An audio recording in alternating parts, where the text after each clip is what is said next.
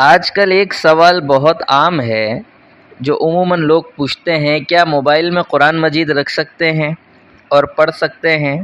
جبکہ اسی موبائل میں فلمیں یا فحش فلمیں بھی دیکھی جا رہی ہیں یا اس میں اس طرح کی چیزیں موجود ہیں۔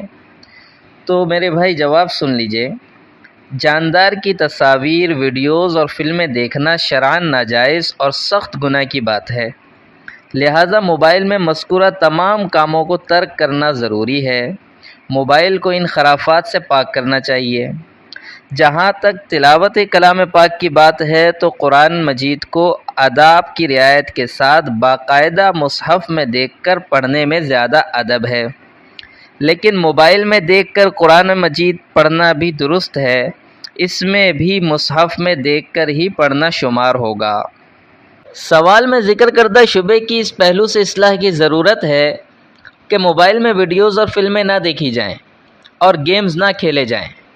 نہ یہ کہ ویڈیوز، فلمیں اور گیمز تو نہ چھوڑیں اور قرآن کریم کی تلاوت ترک کر دیں، کیونکہ عموماً ہر جگہ مصحف دستیاب ہونا اور قرآن مجید کا نسخہ ہاتھ میں لے کر پڑھنا ممکن نہیں ہوتا۔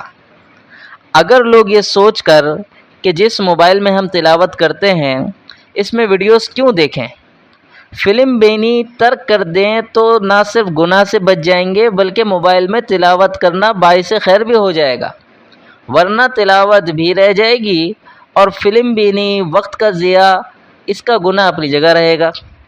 حاصل یہ ہے کہ قرآن کریم موبائل میں محفوظ کرنا اور تلاوت کرنا درست ہے۔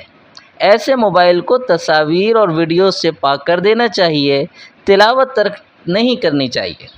واللہ اعلم۔